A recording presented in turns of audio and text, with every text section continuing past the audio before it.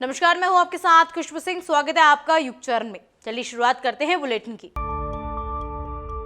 Israel और Hamas की जंग का आज 18वां दिन है। मंगलवार को फ्रांस के राष्ट्रपति इमैनुअल मैक्रो इजरायल पहुंचे हैं।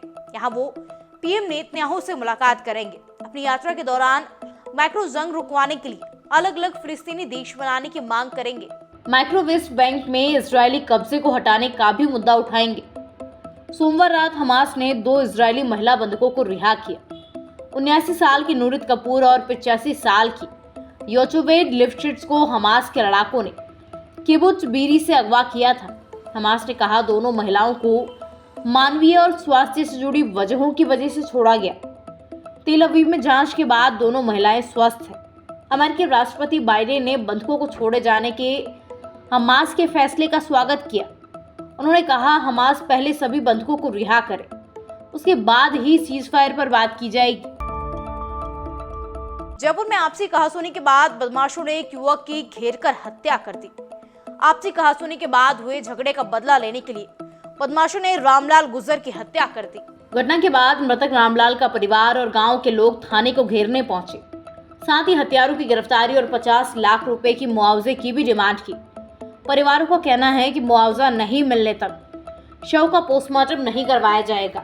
घटना कालवाड़ थाना इलाके में अंकर होटल के पास की है।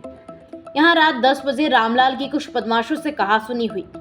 आपसी कहासुनी के बाद कुछ बदमाशों से रामलाल का झगड़ा हो गया। इसके बाद बदमाश मौके से फरार हो गए। देर रात 12 बजे घर लौटते वक्त बदमाशों ने गंगा माता मंदिर के पास रामलाल पर हमला किया और फरार हो गए। रात को 12:30 बजे मौके से निकल रहे एक युवक ने पुलिस को सूचना दी। स्थानीय लोगों की सूचना पर पुलिस मौके पर पहुंची। शव को कामटिया अस्पताल की मोर्चरी में रखवाया गया। रात 1 बजे पुलिस और एफएसएल टीम ने मौके का मुआयना किया। प्रदेश में बिगड़ती कानून व्यवस्था और गहलोत सरकार की तुष्टीकरण की नीति के खिलाफ सोमवार को केंद्रीय जल शक्ति मंत्री गजेंद्र सिंह शेखावत ने भाजपा मीडिया सेंटर पर प्रेस वार्ता को संबोधित किया। केंद्रीय जल शक्ति मंत्री गजेंद्र सिंह शेखावत ने प्रेस वार्ता को संबोधित करते हुए कहा कि बड़े दुखी और द्रवित मन से कहना पड़ रहा है कि बीते 5 साल में गहलोत सरकार की तुष्टीकरण की नीति के चलते 1 दर्जन से अधिक पुजारियों और संतों की हत्या हो चुकी है। लेकिन कांग्रेस सरकार ने इन संतों और पुजारियों को लेकर कोई मुआवजा और आर्थिक सहायता देने का काम नहीं किया। लेकिन जयपुर में रोडरेज की घटना में एक युवक की मौत के महज 1 घंटे में सरकार ने 50 लाख के मुआवजे की घोषणा कर दी। इस सरकार का एजेंडा केवल अपने वोट बैंक को साधने का है, समाज को बांटकर एक समुदाय विशेष को खुश करने का है। राजस्थान सरकार में कृषि मंत्री लालचंद कटारिया का अपने एजुकेशन को लेकर चुनाव आयोग में झूठा शपथ पत्र देने का मामला सामने आया है।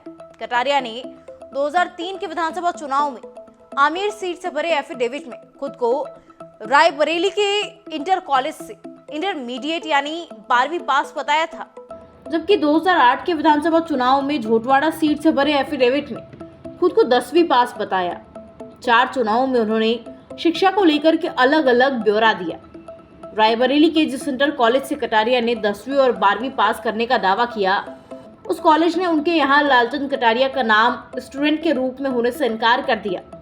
इसके बाद कटारिया अब सवालों के घेरे में आ गए हैं।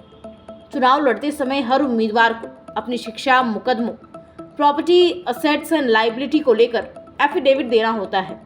इस एफिडेविट में कटारिया ने 2003 के चुनाव में खुद को 12वीं पास बताया, जबकि 5 साल बाद 2008 के चुनाव में खुद को 10वीं पास बताया।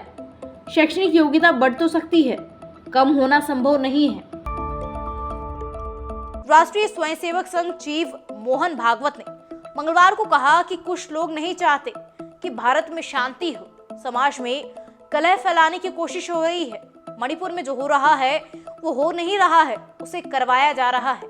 सांस्कृतिक मार्क्सवादी समाज में अराजकता फैला रहे हैं। भागवत नागपुर के संघ मुख्यालय में दशहरा पर आयोजित शस्त्र पूजा कार्यक्रम में शामिल होने के बाद रेशीमबाग मैदान में कार्यकर्ताओं को संबोधित कर रहे थे। संघ प्रमुख ने अपने संबोधन में मणिपुर हिंसा, लोकसभा चुनाव, अयोध्या में राम मंदिर के उद्घाटन पर भी बात की। आरएसएस चीफ ने दावा किया कि मणिपुर में हो रही हिंसा सोची समझी साजिश है। उन्होंने कहा, मणिपुर में मैतेई और कुकी समुदाय सालों से एक साथ रहते हैं। इनके बीच सांप्रदायिकता आग कैसे लगी? क्या हिंसा करने वाले लोगों में सीमा पार के कट्टरपंथी भी थे? वहां सालों से सबकी सेवा करने में संघ जैसे संगठन को बिना कारण इसमें घसीटा गया। मणिपुर में अशांति और अस्थिरता से विदेशी सत्ताओं को फायदा हो सकता है। देश में मजबूत सरकार के होते हुए भी ये हिंसा किनके बलबूते इतने दिनों से चल रही है? इससे साफ है कि ये हो नहीं रहा है, ये करवाया जा रहा है। ऐसी तमाम खबरें देखने के लिए सब्सक्राइब कीजिए हमारे चैनल को और यूं ही बने रहिए युग चरण के साथ।